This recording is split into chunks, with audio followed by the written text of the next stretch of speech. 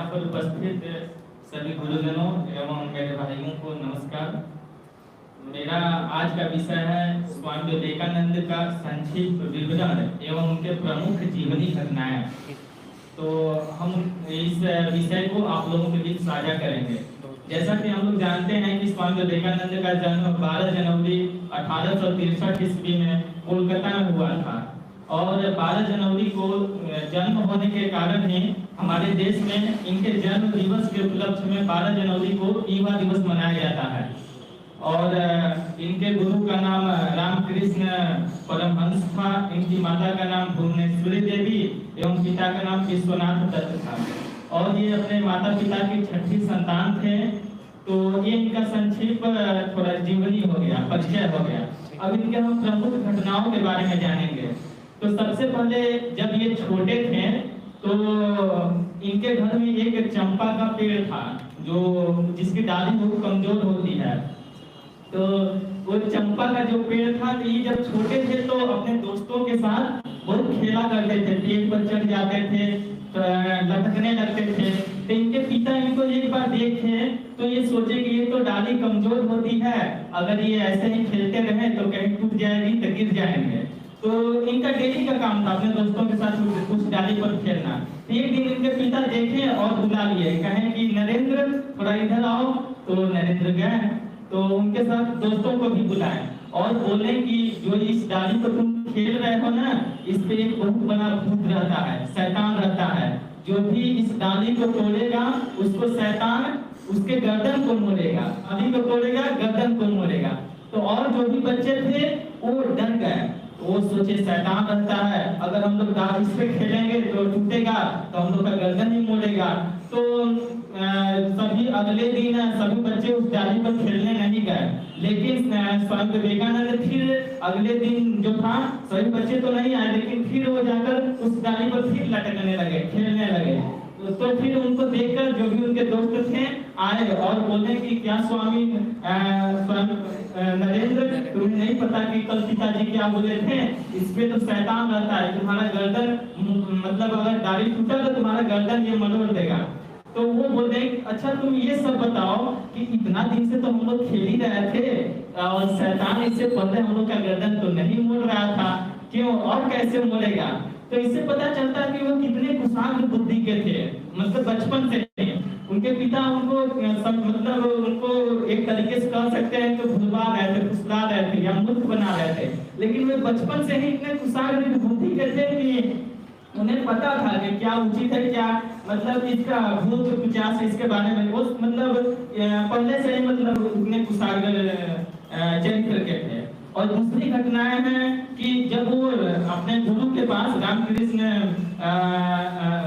परमहंस जी के पास थे, तो जब दीक्षा ले रहे थे तब गुरु जी एक बार बोले कि सभी को अपने घर जाना है और अपने घर से एक एक मुट्ठी चावल या अनाज चोरी कर लाना है।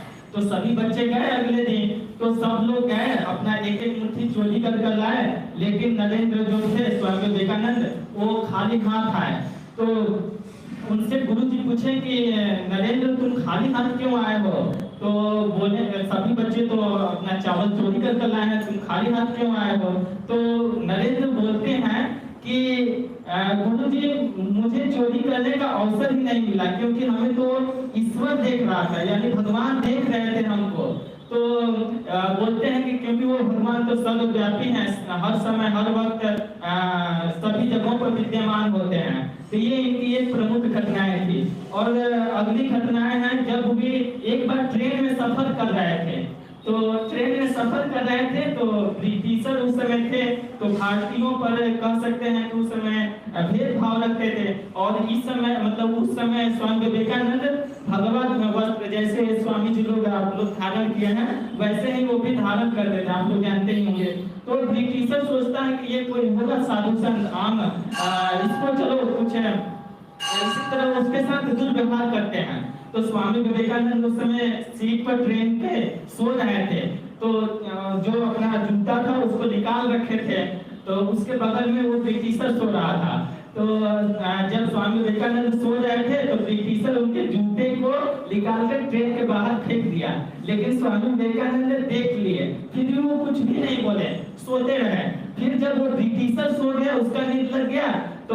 स्वामी विवेकानंद क्या किए कि उनका टोपी और कोट निकालकर बाहर फेंक दिए। फिर जब वो ब्रिटिशर जगह तो अपना टोपी और कोट खोजने लगा और बोला कि स्वामी मतलब ये संत या जो भी संबोधन कर बोले कि क्या आप मेरा ये टोपी और कोट को देखे? तो स्वामी विवेकानंद बोलते हैं हाँ देखा, तो वही हमारे जूता ढूंढने गए हैं। तो ये घटना हो गई। और दूसरी घटना एक ट्रेन की और है। जब वो मतलब ट्रेन में ही सफर कर रहे थे तो वो अपने कलाई में एक अच्छे घड़ी पहने हुए थे। तो 2-3 लड़कियां थी अपने ग्रुप में आई और सोची कि ये कोई आम व्यक्ति होगा, इसकी घड़ी को हम लोग इसको मूर्ख बनाकर छीन लेते हैं। उस समय मतलब उन लोग लड़कियों को वो घड़ी पसंद आ गई थी। तो वो लोग लड़कियां आई और बोली कि ये स्वामी, उस समय मतलब वस्त्र से ही वो स्वामी मतलब संत साधु जैसे दिखते थे। तो लड़कियां बोली कि हे स्वामी तुम ये घड़ी निकाल कर मुझे दे दो, नहीं तो मैं तुम्हारे ऊपर मतलब शिकायत करूंगी कि तुम हमारे साथ दुर्व्यवहार किए। तो बार बार कहती थी लड़कियां, लेकिन ये इतने कुशाग्र बुद्धि के थे कि ये कुछ नहीं बोले। और बाद में अंत में कहने लगे ऐसे अपना कान दिखाकर कि यानी मैं बहरा हूं, मुझे कुछ सुनाई नहीं देता, यदि आप लिख कर देंगी तो मुझे समझ में आएगा। वो अपने मतलब इशारे कर बताए। तो लड़कियां सोची कि अरे ये तो मूर्ख बनी गया, मतलब अब इसको कुछ लिख मतलब जो हमें चाहिए कि अपना घड़ी उतार कर दे दो, नहीं तो हम तुम्हें अपने ऊपर दुर्व्यवहार का आरोप लगाएंगे। तो ये लिख कर दे देंगे, अब हम लोग लिख कर दे देंगे तो घड़ी मिल जाएगा। तो जो भी लिख कर दी तो स्वामी विवेकानंद तब खोल दिए और उनके पास तो प्रूफ आ गया कि देखिए यहाँ पर लिखा हुआ है। तो ये बहुत रोचक घटना थी। तो और एक और घटना ही है जब ये अमेरिका में थे, उस समय मतलब इनका वेशभूषा वैसे नहीं था, तो वहाँ के लोग इनको देखकर कह सकते हैं कि भेदभाव करते ही थे। तो एक आदमी पूछा कि आप ऐसे ही मतलब ऐसे ही वस्त्र क्यों मतलब पहनते हैं? तो स्वामी विवेकानंद उत्तर दिए कि जो ये आपका मतलब ऐसे वस्त्र पहनते हैं मतलब उनको वस्त्र के अनुसार जज किया जाता था कि ये कैसे हैं। तो स्वामी विवेकानंद का उत्तर था कि आपका जो ये चरित्र है ना, ये कपड़ा निर्धारित करता है, लेकिन हमारा मतलब आपको अच्छा व्यक्ति आपको कपड़ा बताता है जो कि टेलर बनाता है, लेकिन हमारे यहाँ हमारे चरित्र जो है अच्छे इंसान को मतलब प्रतिसूचक के रूप में दर्शाया जाता है।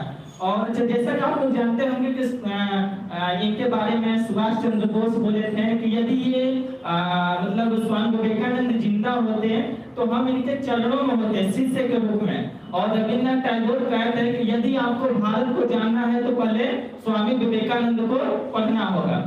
तो अगली घटना के रूप में हम चलेंगे तो ये घटना और है कि जब एक बार आप लोग लाइब्रेरी वाला घटना तो जानते ही होंगे कि एक किताब लाते थे और डेली वापस कर देते थे। कि एक जो विश्व धर्म सम्मेलन शिकागो में हुआ था, तो वहाँ पर तो इसी तरह इनके साथ फिर अनेक इनको बहुत सारी कठिनाइयों का सामना करना पड़ता था अपने जीवन में। इसी तरह वहाँ जब विश्व धर्म सम्मेलन गए थे तो वहाँ भी मतलब इनके वेशभूषा को देखकर वहाँ जो भी एंकर करने वाला था या कह सकते हैं कौन किस पे बोलेगा, कब बोलेगा, किसका कब पारी आने वाला है, तो वो इनके वेशभूषा को देखकर इनको सूची जो भी लिस्ट होती है उसके लास्ट में कर दिया कि ये क्या बोलेगा, इसमें क्या दम है, तो सबसे लास्ट में कर दिया सूची में। तो जब सब प्रोग्राम खत्म हो गया, केवल 2-3 मिनट टाइम बचा रहा, तो अब इनको बोला गया कि आप जाइए। और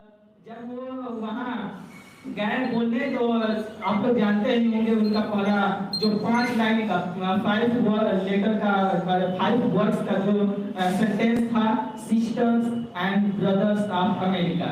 इसी के साथ वो मतलब वहाँ पे जो भी 700 के अप्रॉक्स में जो भी विश्व धर्म सम्मेलन में भाग लेने वाले विभिन्न देशों से आए थे, उन लोग तालियों से इनके स्वागत किया। करीब 2-2.5 मिनट तक तालियां बजती रही। तो इन्हीं के साथ मैं अपने बारी को विराम देता हूँ। जय हिंद।